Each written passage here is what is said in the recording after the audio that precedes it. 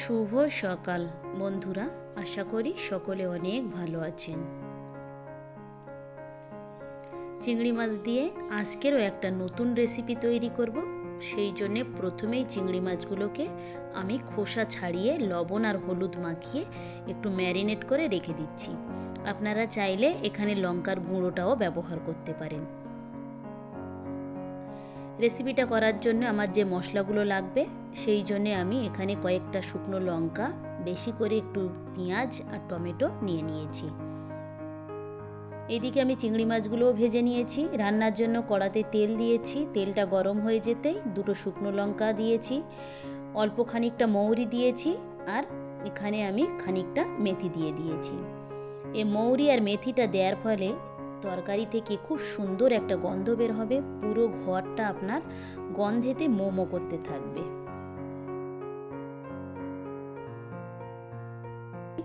এবারে আমি শুকনো লঙ্কা, টমেটো আর কাঁচা পেঁয়াজ বাটাটা দিয়ে দিয়েছি। দিয়ে এটাকে ভালো করে মাখিয়ে নিচ্ছি।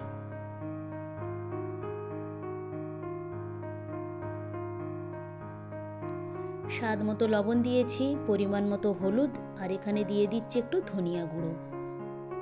দিয়ে এগুলোকেও একটু ভালো করে মাখিয়ে নিচ্ছি। অবশ্যই খেয়াল রাখতে হবে, এই মশলাটা কিন্তু আপনাদেরকে খুব সুন্দর করে সময় ধরে কষিয়ে নিতে হবে। পরিমাণ মতো আদা রসুনও দিয়ে দিয়েছি। দিয়ে আবার এর সঙ্গে আমি মাখিয়ে নিচ্ছি।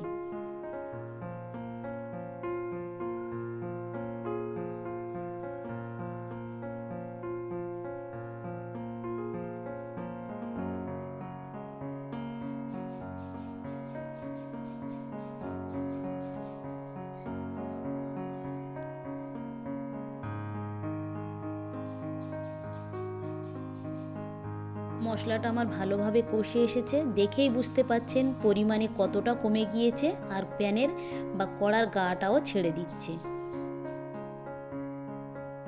এবারে আমি এখানে ঝোলের জল দিয়ে দিয়েছি। দিয়ে এটাকে একটু ভালো করে নাড়াচাড়া করে নিচ্ছি।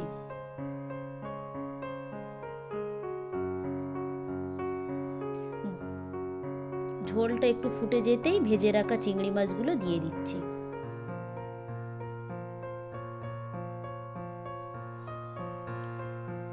তার কিছুক্ষণ পরে আমি একটু তেঁতুল গোলা জল দিয়ে দিয়েছি। আপনারাও অবশ্যই তেঁতুল গোলা জলটা ব্যবহার করবেন।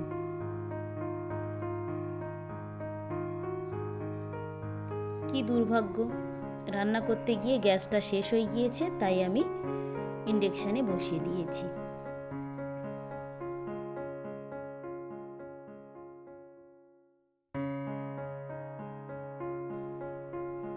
নামাবার খানিক আগে উপর থেকে কয়েকটা কাঁচা লঙ্কাও দিয়ে দিয়েছি, আর কয়েকটা ধনেপাতা কুচিও দিয়ে দিয়েছি।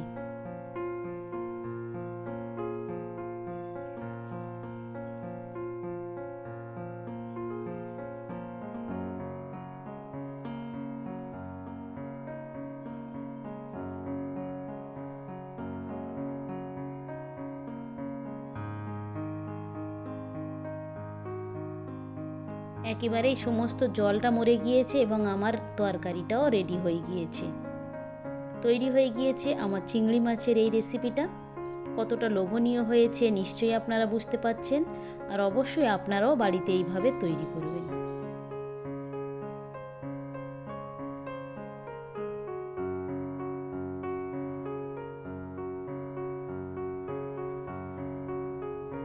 দেরি আর না করে চলুন খেয়ে নেওয়া যাক।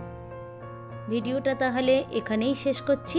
ভালো থাকবেন, সুস্থ থাকবেন, আর ব্লগটি কেমন লাগলো অবশ্যই জানাবেন।